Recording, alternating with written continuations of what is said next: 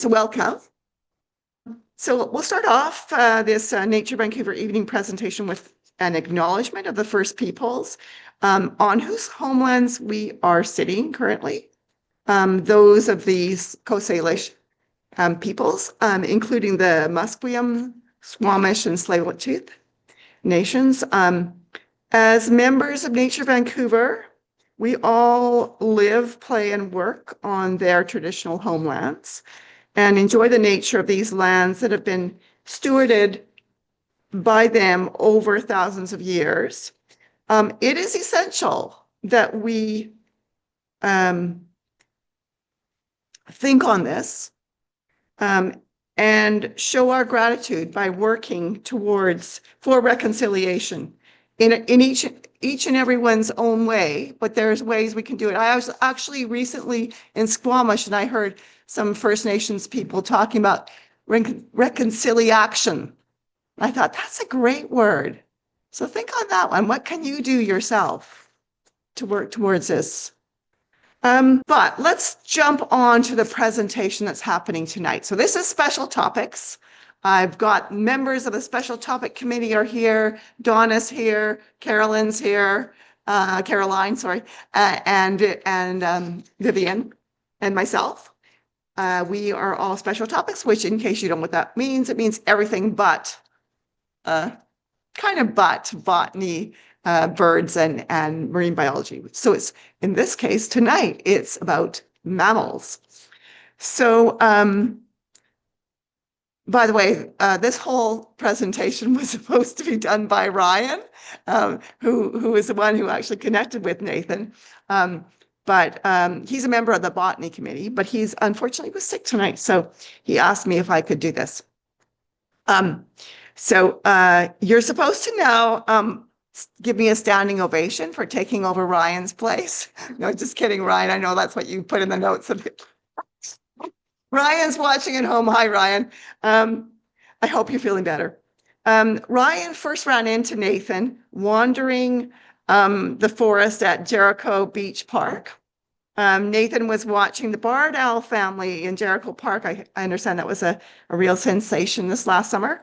A mutual birding friend introduced Nathan and said that he was doing his PhD in coyotes. And of course, right away, everyone started asking him questions. And let's see. Oh, yes. Yeah. Coyotes are a regular visitor in Jericho Beach Park. Yes, I remember seeing them on Christmas Eve. There was a whole bunch of geese, and we thought, oh boy, they're going to have a nice, delicious dinner. Anyways, Ryan knew when he heard Nathan answering these questions that he needs to get him to do a presentation. So here it is.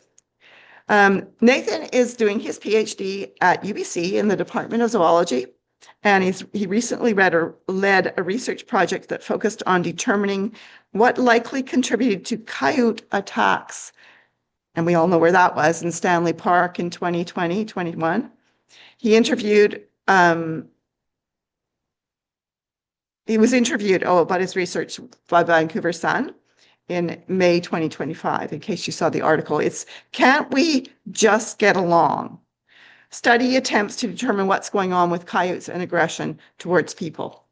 So we can all look up that article. I think actually there's a link to it on the website. Nathan is working on several other coyote-focused projects, both in Vancouver and across North America. Researching such a charismatic but controversial species has helped him realize the importance of working with the community. Of course, always we need to work with the community to improve our collective understanding of how to approach wildlife while keeping ourselves and the wildlife safe. You can follow his photography and education-based Instagram account at Field Notes by Nathan. That's all together. So at Field Notes by Nathan, where he shares photos, fun facts, and tips on how to avoid negative interactions with all sorts of animals. Okay, so Nathan, I'm going to hand it over to you. Thank you. Thank you very much, Nathan, for coming.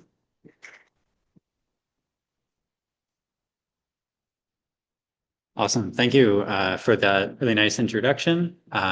and for everyone that's able to make it in person or on Zoom. So with that, I will kind of give a small repeat for the land acknowledgement. I just going to want to reiterate that the land on which this specific work that I'm going to talk about today was conducted and presented is the unceded territory of the Coast Salish peoples, including the territories of the Musqueam, Squamish, and Tsleil-Waututh nations. And for today, my talk is going to be broken down into kind of 5 major sections, starting with Coyote 101. What's a coyote? How do we know it's a coyote? And what do they do? Number 2 is human-coyote conflict. So just kind of introducing us to that sort of idea. And then number 3, what causes conflicts? Number 4, we'll go into the Stanley Park situation that was referenced in the introduction. And number 5, perhaps the most important part, is coexisting with coyotes. How can we do it? Why should we do it? Etc. But before I get into any of that, I want to know, I can't see the people on Zoom, so I guess the people in person, who has seen a coyote before? Every single person has their hand up. Awesome. In Vancouver? Yeah, awesome. All right. So great. We have lots of coyotes here. And it seems like every time I tell somebody that I do research on coyotes, everybody always has a story to share with me. And so in the sort of Q&A after or afterward, whenever, feel free to find me and tell me your stories, because I always love to hear them. But first, for Coyote 101, for starters, just kind of what is a coyote? So coyotes are very closely related to domestic dogs. They are often mistaken for dogs. If people see a coyote running around, especially if it has, say, a collar on it that a researcher might have put there, a lot of people naturally think dog because we see dogs all the time. And they are in the same genus. Coyotes are very fast. They're very athletic, I would say. They can run up to 64 kilometers per hour. They also have excellent senses in pretty much all of the ways that we don't. They have excellent hearing, excellent vision, and smell, all better than our own. And I always like to include, this is what their paw prints look like if you see a track in the snow or in the mud. Most of the time, they are pretty much impossible to tell apart from a dog. They look pretty much the same. And if you only see one track, it can be really hard to tell them apart. I always like to share this. This is a video that I'll start in a second, but when I talk about diet, most people, because coyotes are in the order Carnivora, assume that they are carnivores, that they just eat meat and that's it. But that's actually not the case. Most coyotes' diet is actually made up of plant-based materials. So in terms of diet, they're actually what we call omnivores. And so this is a coyote on UBC campus eating an apple right in front of the Forest Sciences Center in the middle of the day, just hanging out, eating apples under that tree. And this video is going to come back later, but I thought I'd share it for this section. And so then identifying a coyote continued. They are generally smaller than German Shepherds and bigger than miniature Schnauzers, I guess. But basically, they kind of just fit in the size of a medium-sized dog. And so they have several kind of key characteristics that we can use to help them help us tell them apart from dogs, including they have massive ears. And so this is sort of an interesting anecdote that their ears are so big, probably because they evolved in sort of arid landscapes in the southern states and into Mexico, where it's really, really hot. And so they use these sort of large ears to help them release heat, because they, like us, produce their own heat. And so if they weren't able to get rid of some of that, they would get really, really hot. They typically have yellowish eyes. They generally have a narrow snout as well. And one easy way to tell them apart from a dog is that, generally speaking, when your dog is running or walking, its tail is kind of going crazy, wagging around or sticking upright or straight out. But a coyote's tail pretty much always hangs down. They've got these nice bushy tails. They typically have a black tip on the end of them, although that's not always true. And they are pretty much always in that downward position. They do come in a variety of fur colors, generally from this sort of light gray or brown in these photos to like being fully black sometimes. And so now with all that in mind, I have a test that unfortunately I won't be able to see Zoom people's answers for, but I am curious if everybody here has a thought on whether this is a dog or a coyote. So I want you to put your hand up if you think this is a dog. I have no votes. How about a coyote? I have lots of votes and they're all correct. This is a coyote. How about this one? Is this a dog? I've got lots of votes. Is this a coyote? I've got a couple votes. This is actually a coyote. So this is a really sort of deceiving case. This photo was not taken by me, but it was posted on Reddit.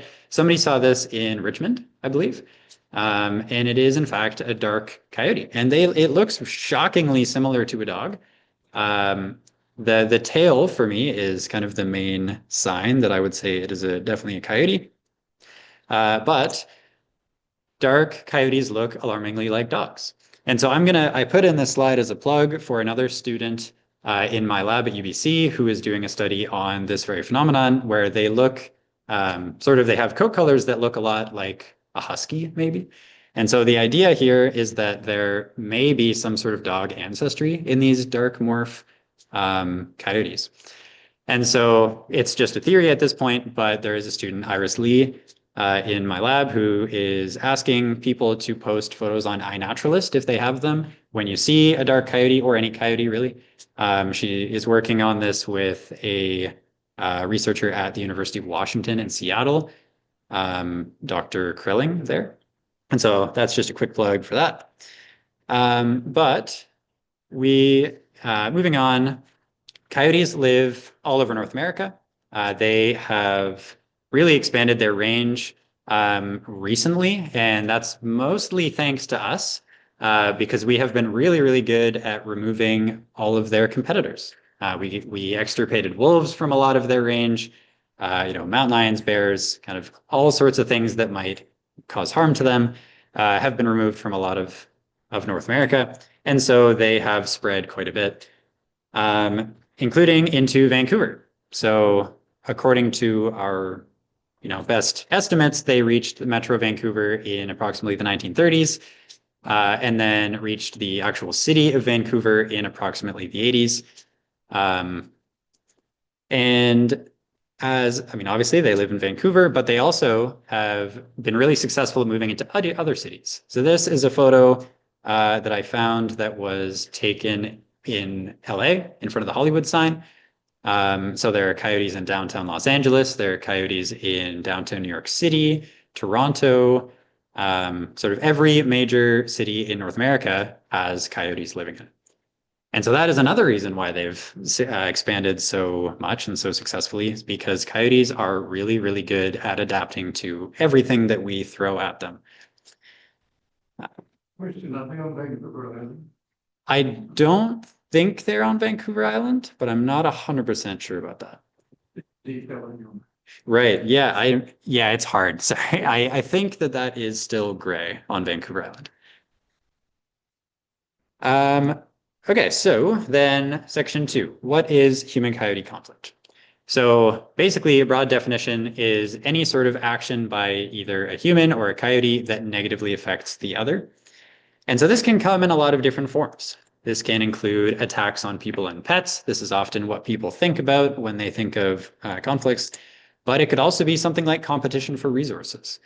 So for example, let's say you have a garden in your backyard and you're planting potatoes or something, in your yard. And the coyote comes and it smells them and it digs them up and eats them. Its action has negatively affected you because you lost your food. And so it, outcompeted you for those resources. But on the flip side, if it decides it wants to den behind your house and you've got some bushes that give it nice hiding cover, but then you get rid of all those bushes and now it's exposed and it can't den there anymore, then now you've sort of taken that away from it. And so that kind of falls into the same category. We also have the transference of diseases. And so a lot of people immediately maybe think of something like rabies or something that could be transferred from coyotes to people. I will stress, as far as we know, the coyotes here do not have rabies. That's always a question I get. But coyotes can transfer diseases to us through either direct contact or potentially through their scat, which is coyote poop. Dogs love to go and roll around in it or eat it. And if there is sort of, you know, any sort of bacteria or parasites or anything in it, your dog might bring it back to you. And so that can be a form of transference of disease. But you'll notice that the arrow goes both ways. And that's because people can also transfer diseases onto coyotes. We have done a lot of harm to them through things like poisoning, which isn't necessarily disease, but can lead to a reduced immune system. And we can also give them diseases through our waste because we like to throw out a lot of food after it goes bad, and the coyote might be attracted to try and eat that, which may have some harmful bacteria after we've left it in the fridge for too long. And then finally, one that's always worth including is vehicle collisions. This is often one of the largest forms of mortality for urban coyotes because there are cars everywhere and roads everywhere, which makes it really hard for them to get around without us. So I'm mostly going to talk about attacks on people and pets because that's what I know the most about. But feel free to ask me about any of the others. I'm happy to chat anytime. So that being said, severe conflicts are extremely rare. I don't want to give the impression that they happen all the time because they don't. But they are typically increasing across North America. And so this is a plot from a paper published in 2016 that shows a lot of different species in Canada specifically, but this top sort of bars that I've highlighted are coyote attacks on humans. And you'll notice that in between 1985 and 1994, they were, a few, 95 to 2004, even fewer, 2005 to 2014, quite an increase. And since then, it has increased even further. And so they are rare, but they are increasing. And so naturally, the next question perhaps is, what causes this? How can we prevent that from continuing? So there are a lot of different things that might contribute to attacks on people and pets, including defensive and territorial behaviors by coyotes or by us, predatory exploration, and I will break all these down a little bit more. I just wanted to give an overview. Also pet behavior, and then you'll notice the bolded one is human behavior, both long and short-term effects. It's bolded because that is usually a really big factor in most of these situations. And so I'm going to break them down. This is a cute photo of coyote pups in Chicago from the Cook County Urban Coyote Research Project. But generally speaking, what research has suggested so far is that bold encounters typically increase near urban den sites. That doesn't necessarily mean attacks. Usually what this is sort of coyote making itself known and not actually making contact with people, but it can happen. But generally speaking, what we actually see even before we get to the point of aggressive encounters is what we call escorting behavior. And so what that means is the coyote will kind of pop out and just follow you along the trail if you're in its territory or near its den specifically. And all it's doing is trying to make sure that you are not a threat to its den, to its pups, to itself. It's just kind of watching you and following you as you kind of leave its territory. And then once you do leave, it's going to leave you alone and turn around. But it can look kind of alarming if you turn around and there's a coyote following you. A lot of people use the word stalking when they're being followed, and stalking has a very specific meaning. This is not considered stalking, although it can sort of look like that at first glance. Dogs might provoke a stronger territorial response. The reason for that is because dogs look a lot more like coyotes or like wolves, things that might actually be more likely to pose a threat to their dens or to their young, because they are quite territorial animals. And so if a dog sort of stumbles too close, intentionally or accidentally, they may be more likely to react aggressively. So next up is predatory exploration. So I mentioned at the beginning, coyotes will eat kind of anything. They're generalist omnivores. They will eat pretty much anything they can get their hands on. And that does very rarely include small pets. And even more rarely, that can sort of lead to an exploration of humans.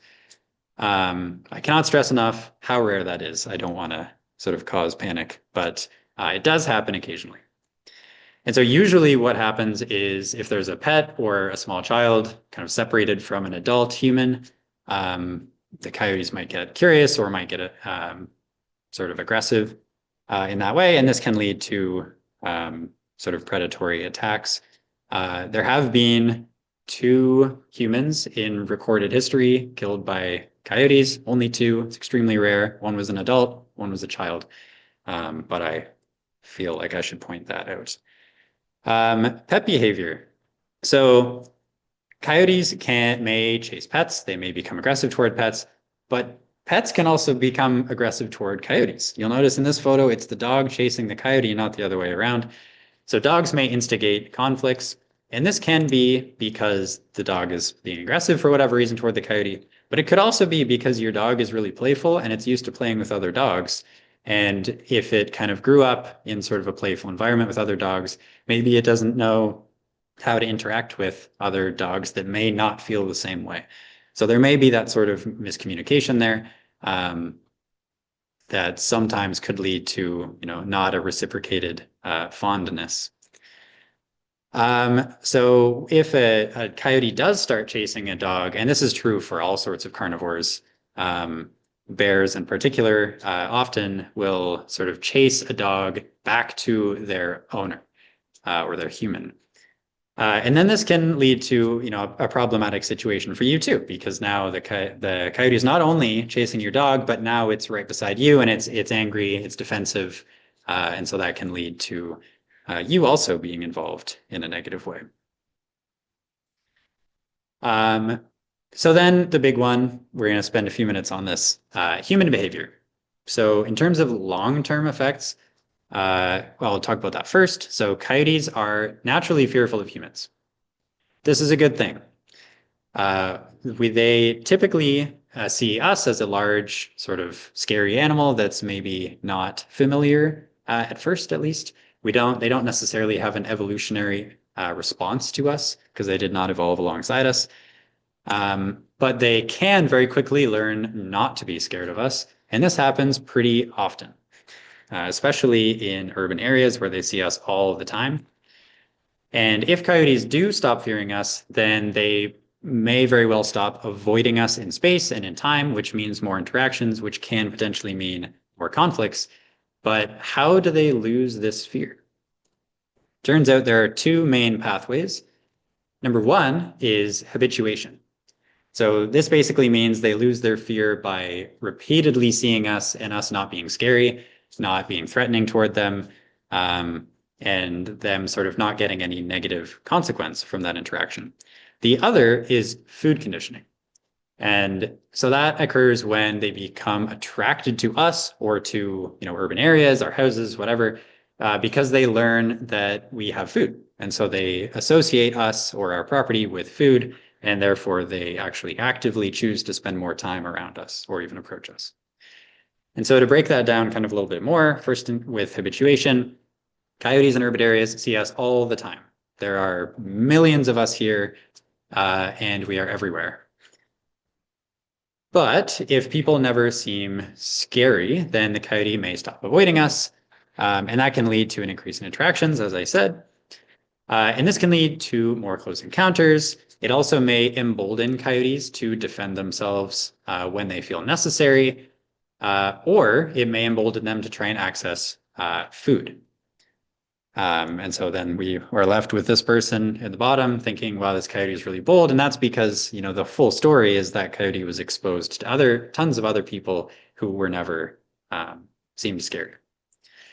And so for people who like plots more, on the x-axis, we have exposure to non-threatening humans, and on the y-axis, we have avoidance of humans. And so as you get more exposure, you get less avoidance. So on the flip side, food conditioning, coyotes are smart animals. They are really good at finding food. they are really good at remembering how they got food. And so if they receive food from people, this can create an association between people and food, which doesn't necessarily mean they view us as food. It just means they know that they can get food if they come to us, or they think they can. And this can lead to aggressive food-motivated encounters. And for a lot of wild animals, a lot of what they think about is food, because they don't have a grocery store they can just go to anytime. And so food-motivated encounters can lead to real problems. And this food may be received directly or indirectly. So this could be person in the top hat handing out pizza to coyotes left, right, and center, but it could also be person in the top hat throwing their pizza in a garbage bin that's not animal proof, which can lead to that coyote then going and finding it there and realizing that garbage cans mean food. And where do you find garbage cans? Well, near people. So then there are several sort of short-term behaviors that humans do that might increase their chance of encountering coyotes, which can increase their chance of conflicts. And so those include recreating alone.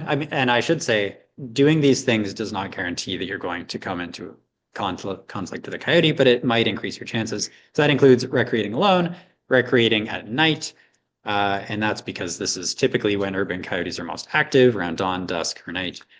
Running in natural areas can sort of trigger an instinct that a lot of animals have, including a lot of domestic dogs. If you're standing beside a domestic dog and you run, usually that dog follows you. And it could be because it's curious about where you're going, but it can also just be because that's sort of an instinct that they evolved over time as predators. Walking off-leash dogs can also increase your risk because dogs will wander around and attract attention. Approaching or feeding coyotes should hopefully go without saying, but that can increase your risk of a conflict. Sorry. And so, yeah, all of these sort of behaviors can potentially increase your risk. And so then another question I get all the time is, you talk about all of these mechanisms, but what in the world happened in Stanley Park? And so for anybody that doesn't know what happened in Stanley Park involving coyotes a few years ago, between December of 2020 and August of 2021, so in that 9-month span, there were at least 45 different reported coyote attacks, which if you break that down is about 1 every 6 days for 9 months, which is a lot. That is a totally unprecedented, has never happened anywhere else, and may never happen anywhere else. So why on earth did that happen here?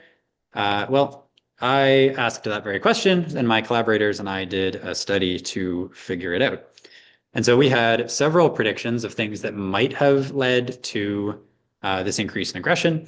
We predicted that coyote aggression might have increased during long-term daily increases in human activity. And so what that really means is we expected that habituation might have made them more comfortable with people, which then might have led to an increase in conflicts. And so we measured that by, because we didn't have specific human activity data, we used COVID-19 lockdown restrictions as a proxy. So when restrictions were sort of intensified and people weren't allowed to go hang out with other people or come to events like this in person, if you wanted to get out of your house, where did you go? Maybe to the park for a walk. So activity really increased in Stanley Park. We also predicted that coyote aggression would increase during off-peak hours of human activity. So at night, on weekdays when lots of people were working, and on days that people didn't want to be in the park, like really cold days or really hot days or really rainy days. We also predicted that coyote aggression would increase closer to areas associated with human food, which could mean a picnic area where people eat lunch or a garbage bin where people drop their leftovers. We also then considered the proximity to den sites and the season, the pup rearing season, has been found in the past to have a higher rate of conflicts. And then also open areas without hiding cover. So big open fields where if a coyote encounters a person, maybe it's sort of reacts in a bolder way, as has been suggested in the past. And then we also were interested in the characteristics of people that actually were bitten. And so were these people bitten and not somebody else? And so we predicted that attack victims would most likely be children, people who are moving quickly, so running through the park or cycling through the park, and then people who are alone or physically distanced from their group. And so in order to actually do this, we collected attack reports from the BC Conservation Officers Service. We collected a whole bunch of other reports of sightings and sort of other aggressive encounters that didn't lead to actual contact with people from the Stanley Park Ecology Society's public map. We also got land cover data from Metro Vancouver Open Data Portal, and then everything else was collected by me walking around in the park with some help from some volunteers, standing over garbage bins, writing down coordinates, or sitting on park benches in the rain, counting the number of people that walked by. It was not glorious, but it was worth it. So all that in mind, then what did we actually find? So this graph has a lot going on. I'm going to try and break it down sort of piece by piece. But generally on the x-axis, we have date starting with 2019 all the way up through August 31st of 2021, which was when these attacks stopped because there was a park closure and the lethal removal of some of the coyotes. On the y-axis, we have the density of reports, which basically that means that within these sort of report types, so we have attack, non-contact aggression, and sightings, the sort of proportion of that specific type of report. So like as you get higher on the y-axis, there were more higher concentrations, of that report type. On the x-axis, you also notice there are little bars. Those represent the coyote reproductive seasons, starting with breeding season from January to April, puppering season from May to August, and dispersal from September through December. And these are, of course, approximations.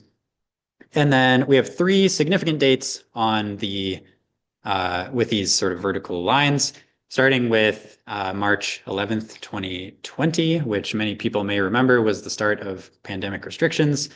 Then we have the indoor gatherings being prohibited, so they were completely banned on, I actually don't remember exactly what date that was, but wherever that line drops.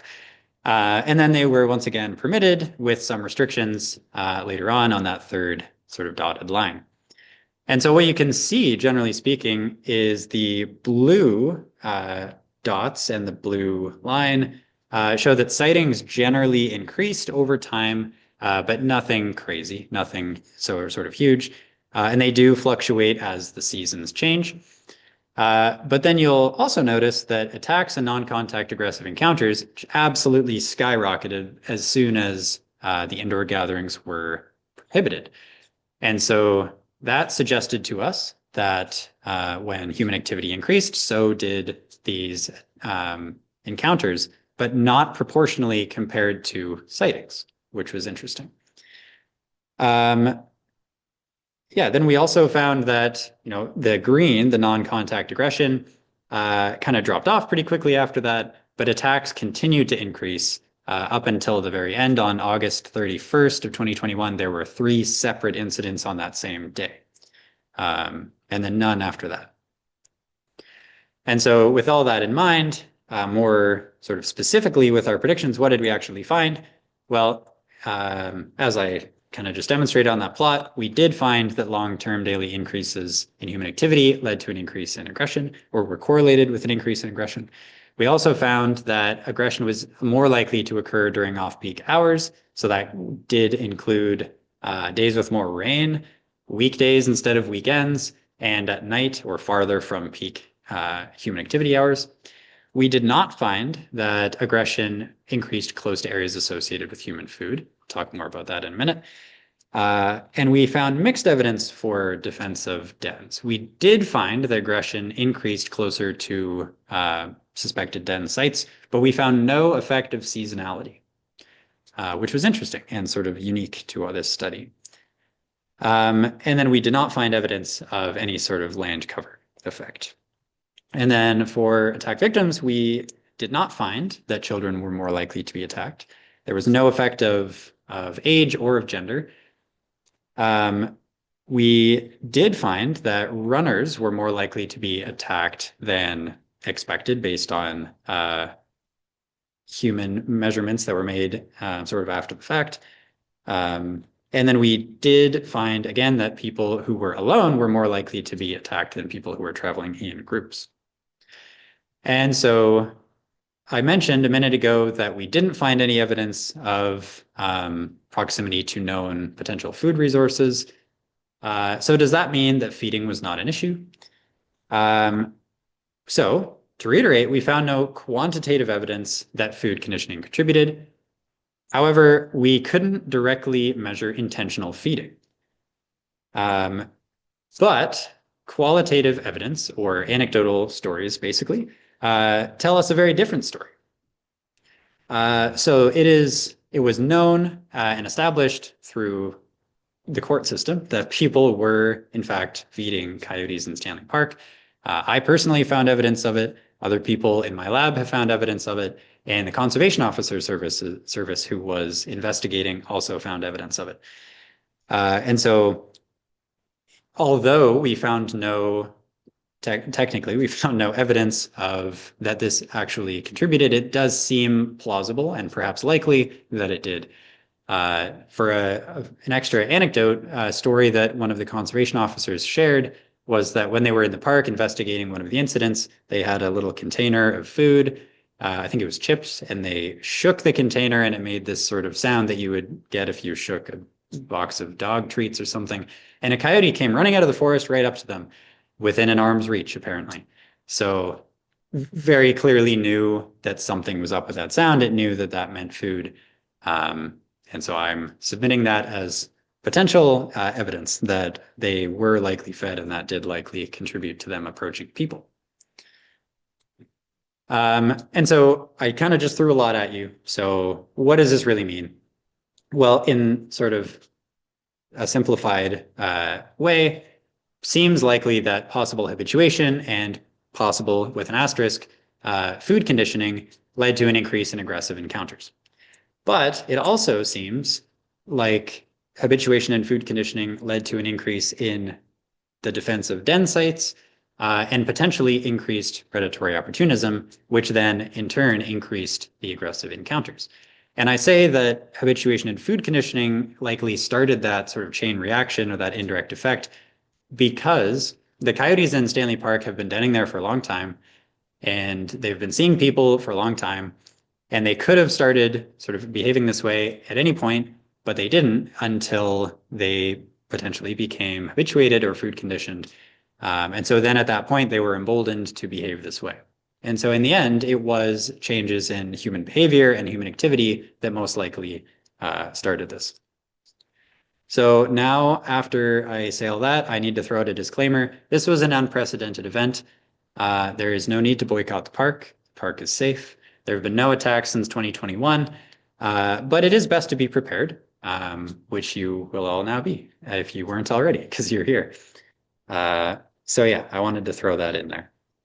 But now for my favorite and the most important part of this talk, section number 5 is coexisting. So we're going to start with how can we coexist with coyotes? I'm going to go through a whole bunch of ways that we can do it. And then maybe if other people have more suggestions, we can share those at the end as well. So number 1 is to increase public awareness. So we can do that with signage. I found this I think it was in Burnaby, and I liked that sign, so I used that one, but there's tons of different signs that people put up all over the place. You can also share it on social media, info nights and events, scientific outreach nights, so thank you all for being a part of this. And then through word of mouth. We are all now experts, so we can tell people what we've learned together. We can also remove attractants from high-risk areas. And so what I mean by attractants is anything that might smell or be genuinely interesting to coyotes. And there's a long list of these things, but for our purposes, I came up with a few, which can be accessible garbage or compost, pet food, bird seed, and fallen fruit from trees. And so I don't mean to say throw out your bird feeder, stop feeding your pet outside, and cut down all your trees. But what I do mean is to be conscientious about what we're doing with these sort of materials and what's being left behind.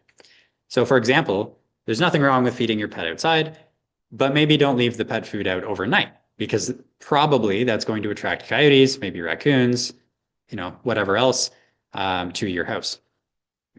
Same thing with birdseed. Don't throw out your bird feeder, but if you happen to notice that there are squirrels or something getting into it, that may be knocking birdseed all over the place, that can also then be an attractant to coyotes. Or it may be an attractant to rats, which are then also an attractant to coyotes. So sort of any way you spin it, these things can attract them in the end. And then the same with fallen fruit from trees. If you have an apple tree and you notice that your apples are falling over, maybe pick them up. So then they're not sitting there waiting to be collected by something else. And then I show this video again because I think it's fun.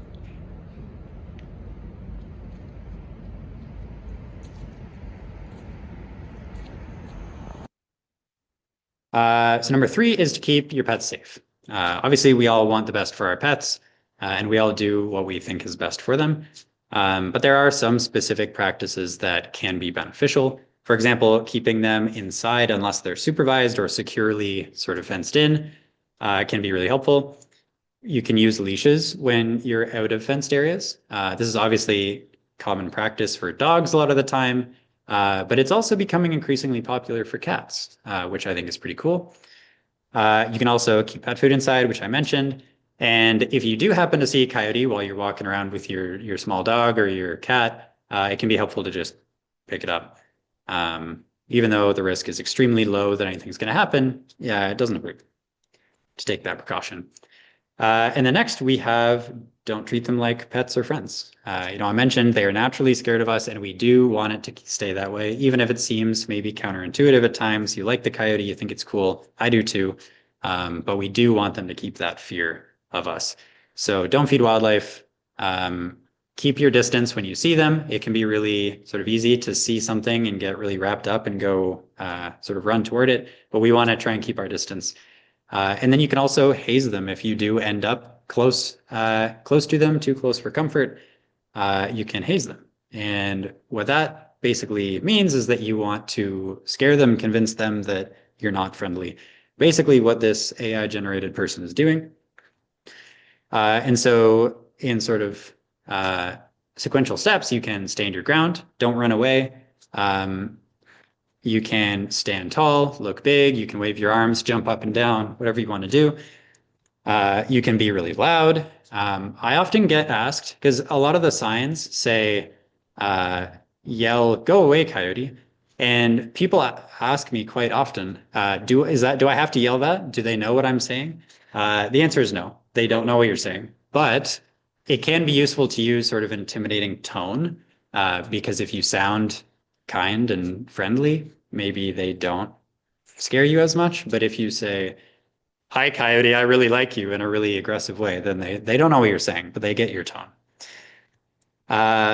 You can also throw rocks or sticks toward it. I will say toward it. If necessary, you can throw them at it, but don't start that way. And then you can also try all sorts of other scare tactics. So you can take a walking stick or a cane, hiking pole, whatever, and wave it around. You can take an umbrella, which we're all going to have soon. I guess we're getting to that season. And you can kind of like open and close it really quickly so it expands a lot. And that kind of freaks them out usually. And you can also use what's called a bluff charge, which if you're not familiar with that, basically you take a few running steps, yell, and make yourself look scary as you approach them quickly.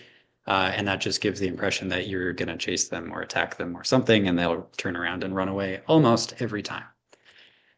And so this is sort of, we're getting to the end, but I want to also include this, why should we coexist with coyotes? This is something that I think gets left out of a lot of these conversations.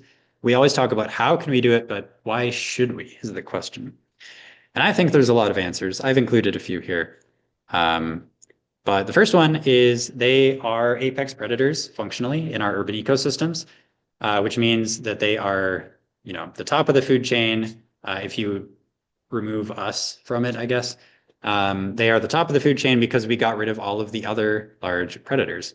And so they perform natural pest control. We have a lot of rats in Vancouver. But imagine if we didn't have coyotes, how many more rats we would have. And so in that way, they maintain a balanced ecosystem.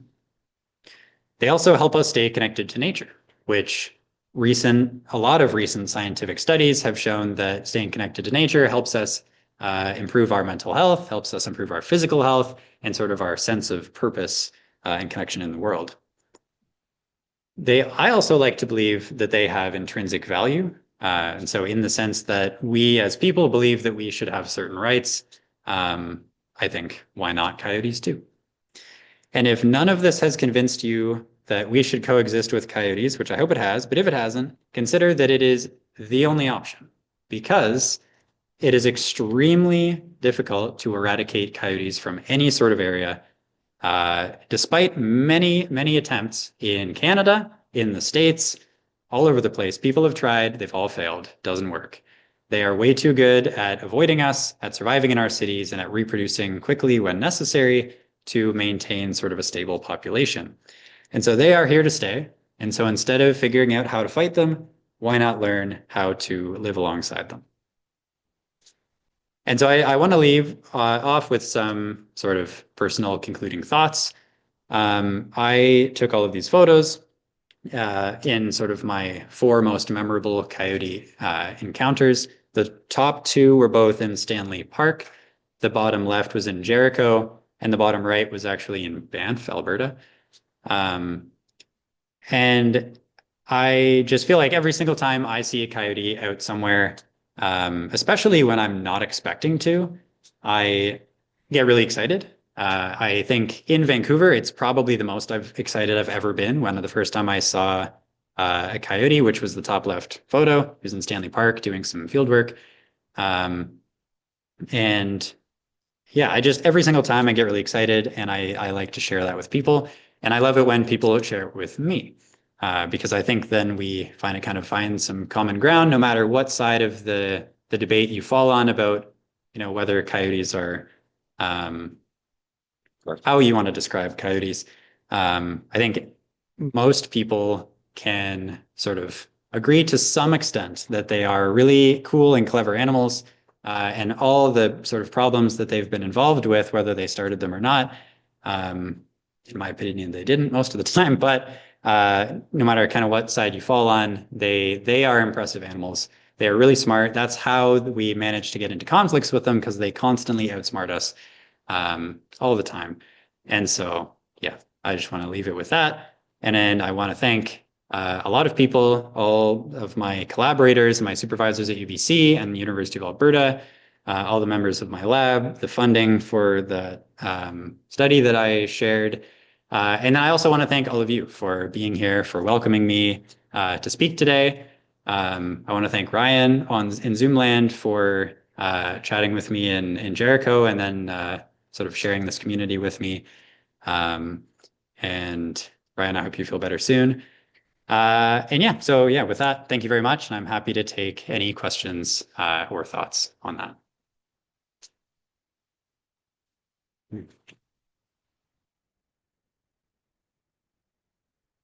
Yes.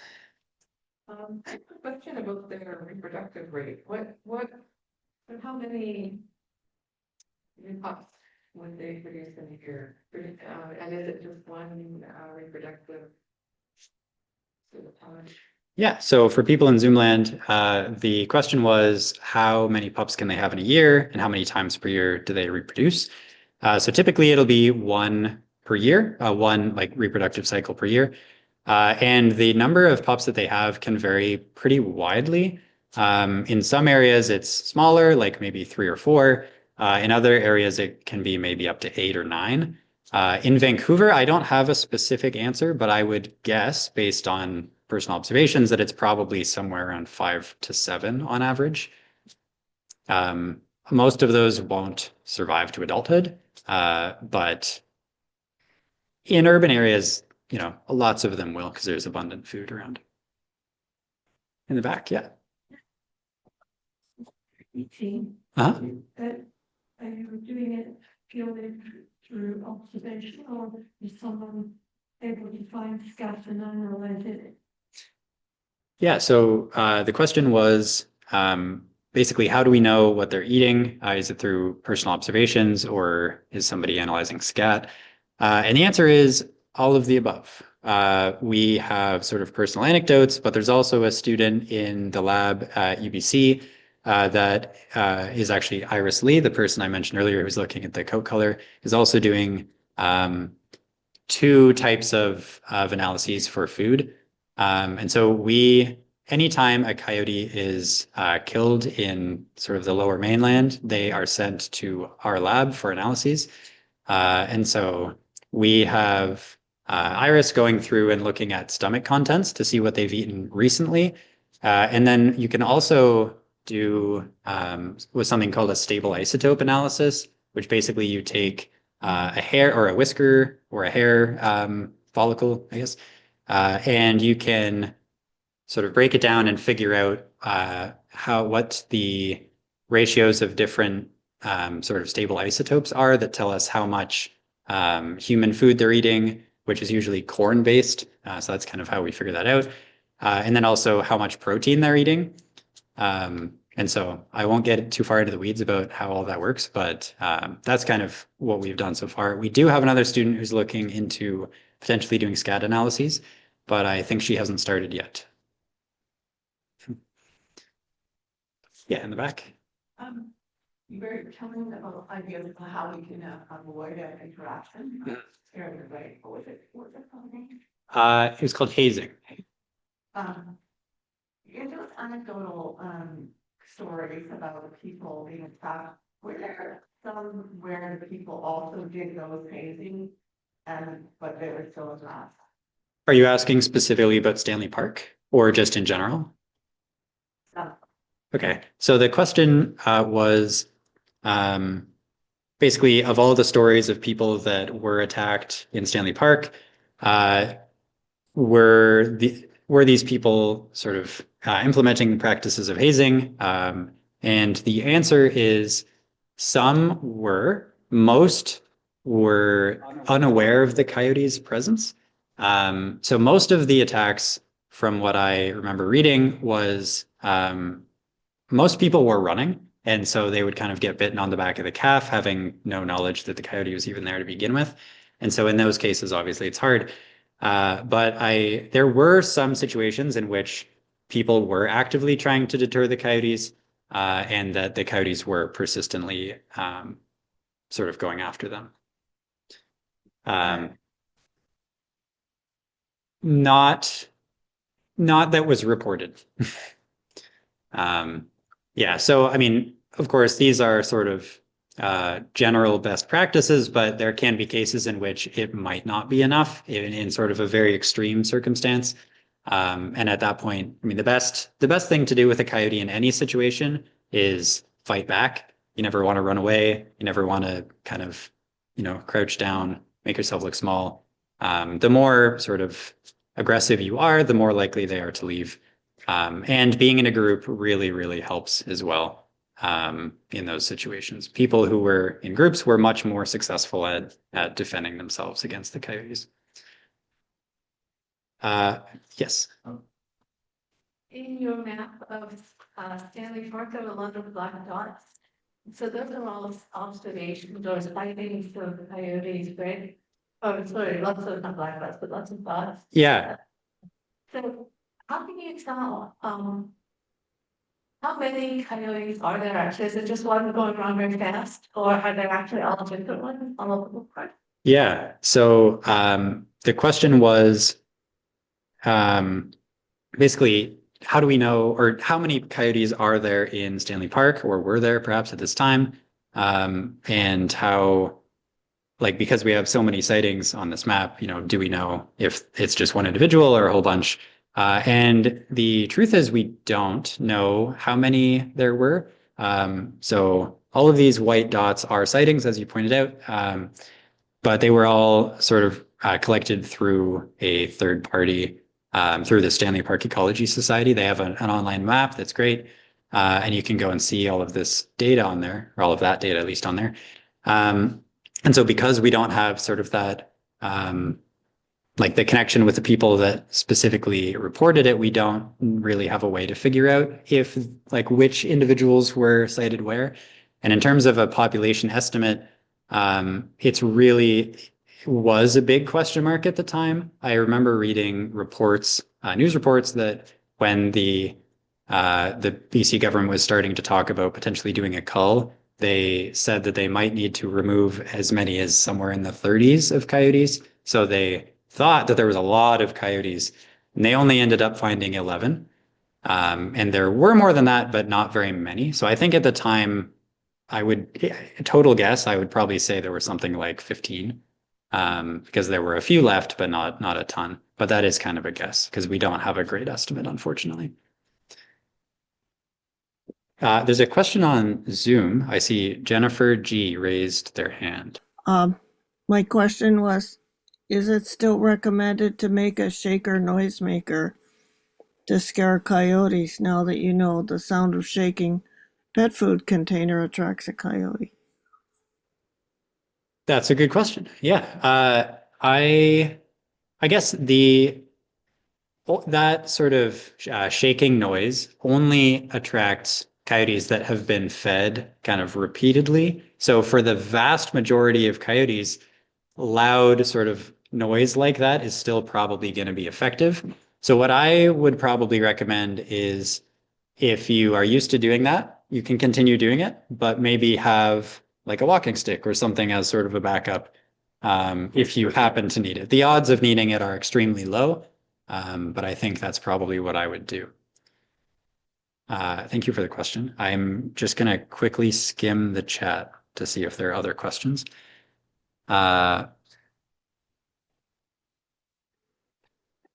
Vancouver. Aha, yeah, no coyotes on there. Yeah, thank you. Okay, what is the reason why the tail of the coyote is always down for balancing and running or walking? That's a good question. Honestly, I don't know. I'm sorry, I don't know the answer to that one.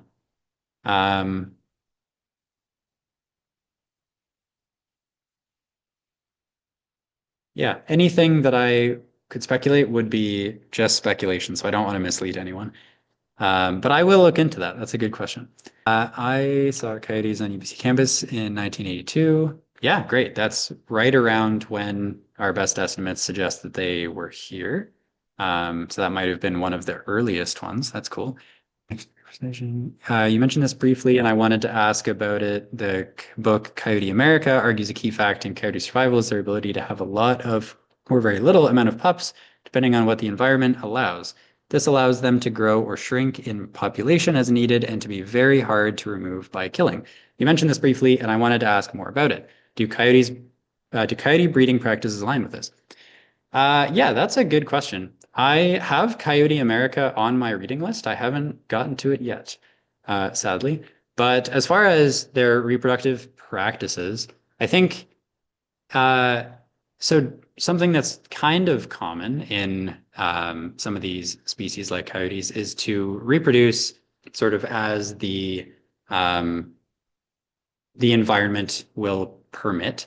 So if there's abundant resources, they'll have more. If resources are scarce, that they'll have fewer. And so they do seemingly to have some level of control over it. And so I think that I don't personally have evidence that this happens, but I think that there is reason to believe that it could. Yeah, so yeah, I would say that as far as like when they're removed, do they sort of reproduce more quickly? I would say quite possibly, but I can't prove it, I guess. Has contraception ever been used or considered by land managers where it seems there is overrepresentation of coyotes for space? I do know that there is a company that has been talking about trying that in Vancouver.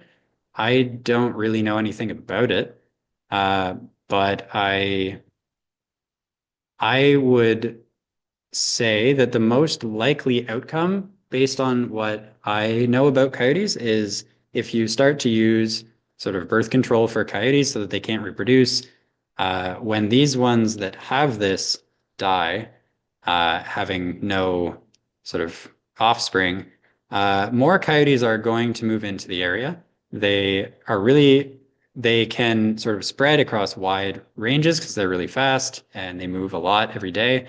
And so, truthfully, the reason why these things typically don't work for coyotes is just because they expand way too quickly. So their populations recover, whether it's because of what Ryan was asking about their sort of reproductive decisions, I guess I'll call it, or if it's because they're just moving a lot. So I think as far as whether it has been tried, I'm not 100% sure, but I would suspect that it probably wouldn't be super successful. Could you share a story about coyotes that the local First Nations people tell to characterize their superb skills and propensities? I don't know if I would be the best person to ask about for sort of Indigenous stories. I wouldn't want to get it wrong. So I'm going to say, let's hold off on that for the time being. But if anybody else has a story that they would like to share on that sort of note, I'm all ears. So I'm sorry, I don't have a great sort of story on that front. In the countryside, you can hear coyotes howling at night. Why don't we hear that in the city? That's a good question. So it is, I think the reason is probably ambient noise. In the countryside, it's generally really quiet, and so you can hear things like coyotes from really far away. But in the city, you can't really hear anything that's a couple blocks away because there's people and cars and everything. And so that could be part of it, because I have heard coyotes howling, for example, in Stanley Park, and also in Pacific Spirit. So I think that probably that's part of it. And I think that probably, whoa, I'm getting lost here. Yeah, probably also part of it is just the sort of added fear factor of people being everywhere. If you're howling a lot, you're giving away your position. So that could also be part of it. Howl at UBC, right? Sorry? Yeah. All right. So we have heard them around UBC as well for Zoom people. Langara as well. Yeah. So I guess it happens to make. What is the thing? Yeah. So the question was, what basically makes them howl? Why are they doing that? And so the answer is kind of complex. There can be a lot of different things. Sort of a common idea that people have is that they will sort of celebrate a kill, which is not really something that we know them to do. But they do kind of sound like they're laughing and, celebrating. So I can see where that comes from. But I think what typically may be the case is for communication and for kind of territorial marking, I guess, for lack of a better term. That's often what wolves will do as well. So I'm kind of making that assumption, but I don't know that for a fact. Did you have an answer?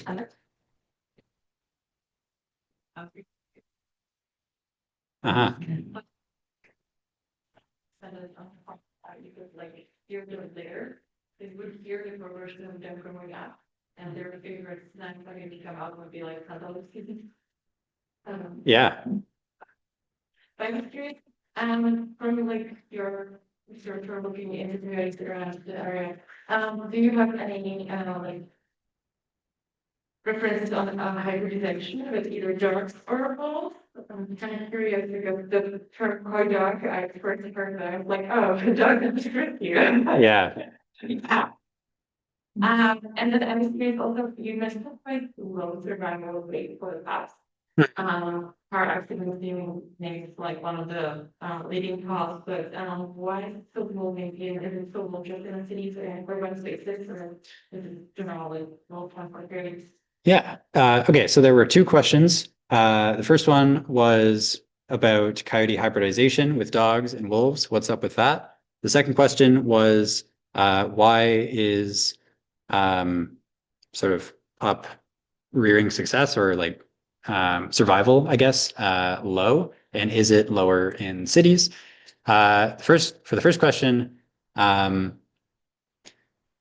yeah, so in Vancouver, we are not aware of any wolf ancestry, I think. On the sort of east coast, Ontario and farther, there have been studies that have shown that many coyotes do have some level of wolf ancestry.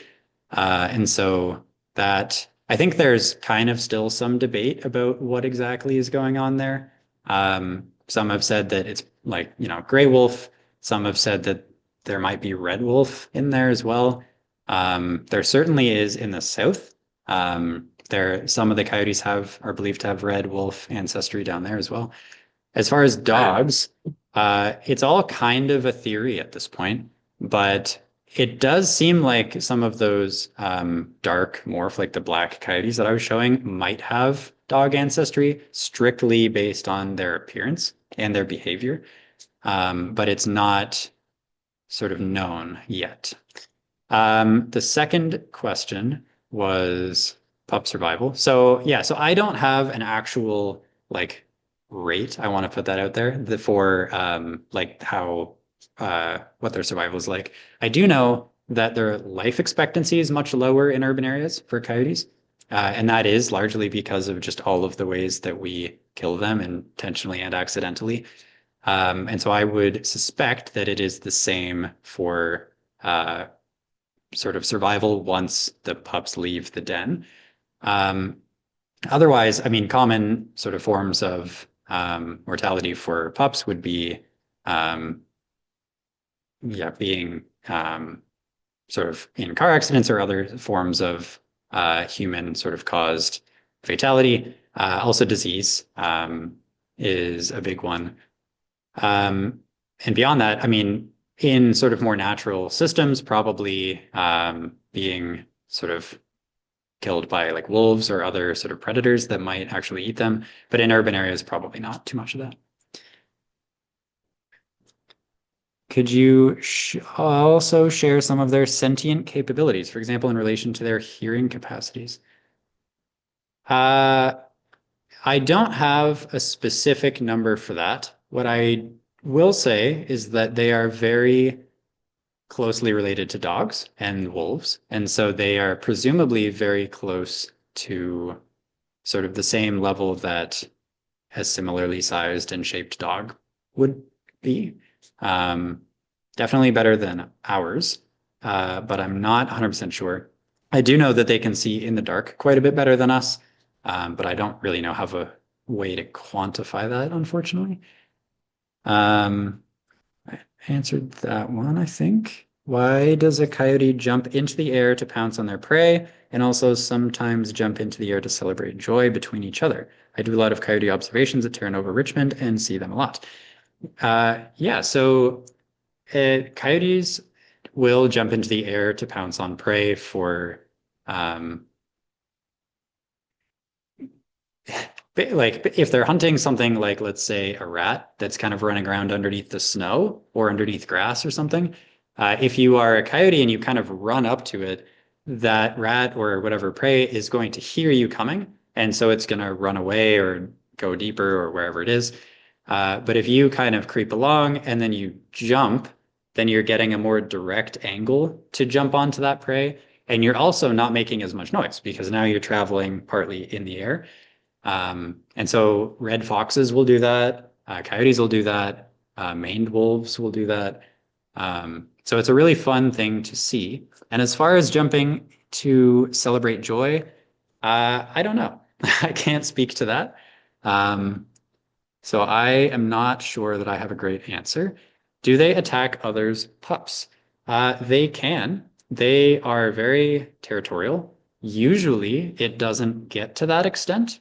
I remember reading a study that was done a very long time ago in Yellowstone National Park, where a researcher literally just sat basically in a tree for a long time and watched sort of territorial disputes. And kind of what happened is usually the coyotes from one group would kind of cross the border into the other group's territory, and then they would get chased back. and then you just kind of go back and forth. But if they did make it all the way to the den, they very well could kill the pups because they are competition. Awesome. Howling more sirens. We see them in Falls Creek. There are coyotes in Van Dusen. Thank you. Oops. Are coyotes like crows? Do they remember human disturbed environments? Sorry, do they prefer human disturbed environments over natural areas far from humans? Are they invasive at all in natural areas, replacing native predators like wolves or bears? Great question. Questions. So for the first part, do they prefer human disturbed environments? I think it's hard. So I guess it kind of depends on the scale that you look at. Within a city, generally what we see is that for their sort of home range, most of their activity or most of their home range is in natural areas. So there have been a lot of studies on this in Chicago. Most of the time they sort of make their den in a natural sort of park. And then they'll spend most of their time in that natural area, but also kind of dip into the urban areas to get food. So I guess sort of on that scale, they would prefer natural areas. But it does then kind of depend if you're looking sort of on a grander scale. I guess it's kind of hard to say because they do kind of exhibit higher densities sometimes in urban areas, but that comes with the trade-off of a higher mortality rate. And so that's kind of what we call an ecological trap, where it seems really great to be in a city, but it's actually not good in the long run. And so I guess kind of on a grand scale, maybe. On a smaller scale, they tend to prefer the natural areas. And then are they invasive at all in natural areas, replacing native predators like wolves or bears? They are not considered an invasive species because they spread naturally to kind of fill in these niches that we vacated for them by removing wolves or bears. On their own, if we did not meddle with anything, wolves and bears kill them all the time. And so do mountain lions. So they are not necessarily replacing them, but they're kind of filling that void that we created. However, if you look at a place like Yellowstone where wolves were reintroduced, the coyotes then kind of fall back down another peg in the food chain. And so they kind of just revert back to, I mean, after a while, they get used to being back where they were originally in the food web. If I missed any on Zoom, I'm sorry. You can put it back in the chat, or you can pop on to your mic and ask out loud. Yes. Into Vancouver, we go birding. Can we go coyote? And how do we go about it? Yeah, so the question was, like lots of people here like to go birding. Can we go coyoting? And how would we do that? It would be challenging because there are a lot fewer of them than the birds. What I would say, if you want to have a good chance at seeing them, there are a few places where people go and see them more often than others, and there are specific times of day when you can go and have a better chance. So if you are going to go looking for them, you should go early in the morning or late at night, sort of dawn or dusk. And hotspots to see them seem to be Terra Nova Park in Richmond. They have at least one of the dark coyotes there too. So if you go there and see that, put a picture on iNaturalist, or send it to me. I have seen them a few times in Stanley Park and in Jericho, almost always, sort of in the evening or the early morning. UBC used to be a really good place to see them. We had a really habituated coyote on campus for a while that unfortunately got hit by a car and passed away this year. That was sort of a UBC mascot almost at this point. So it was Kip, yes. So that coyote eating the apple in my video, that was Kip. Very habituated, which is not great. But a lot of people did enjoy seeing him. So yeah, that would be my suggestion, but I think unfortunately the odds of seeing one are pretty low unless you get lucky. Sorry, Ryan. How far can coyotes roam for food? Can they swim? Yeah, so coyotes can roam very far. Generally speaking, they will stay within their home range. So that can vary quite a bit. In Vancouver, we don't necessarily have a really solid estimate of home range size, but in other cities, it can be anywhere from 2 square kilometers to 20 square kilometers and potentially even more in natural areas. And so they could roam anywhere inside of that sort of area in a night, probably. And can they swim? They can swim. I have not seen it personally, but I've read reports of people seeing them swimming up to the beach at Stanley Park in the ocean. So, I mean, that's no easy feat. 20 square kilometers in a night, maybe. Yeah, exactly. So they're really fast, and they pretty much, the interesting thing about coyotes, and a way that you can tell a coyote tracks sometimes from a dog track, is that coyotes pretty much just run in a straight line. It's like they know where they're going, even if they probably don't. Dogs like kind of wander around and they'll go off trail and they'll circle around and they come back. Coyotes just go. And so that's how they cover so much ground. Yeah, I don't have like a specific number that they can definitely go, but I think it's realistic to say that they could go kind of anywhere inside of their home range reasonably quickly. And then can they swim? Yeah, I mentioned that. First Nations attitudes toward coyotes. Again, I'm not necessarily the best person to ask that.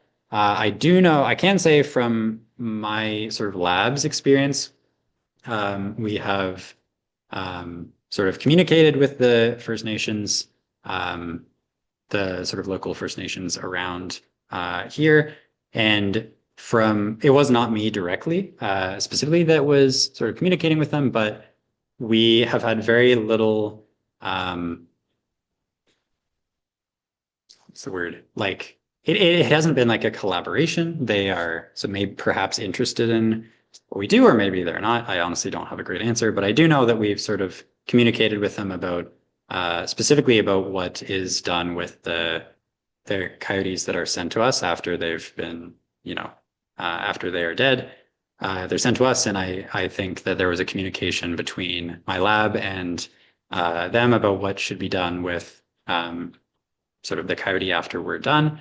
And honestly, I don't know actually for sure the answer of the outcome there. So I do know that the discussion was had, but I can't speak for them for their attitudes toward coyotes.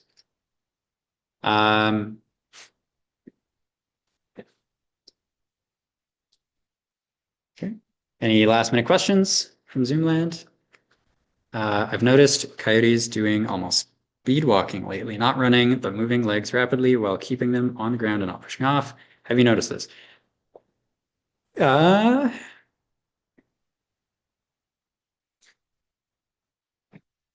I guess. It didn't necessarily stand out to me that much, but that's a good point. I guess I saw one in Jericho quite a while ago now, a few months ago maybe. And I guess it was kind of more so speed walking. I'm not sure why that would be, if that's the natural follow-up question. But yes, dogs can't see. Yeah, I don't know what's up with that. That's an interesting point though. I'll pay attention to that more often. Yeah.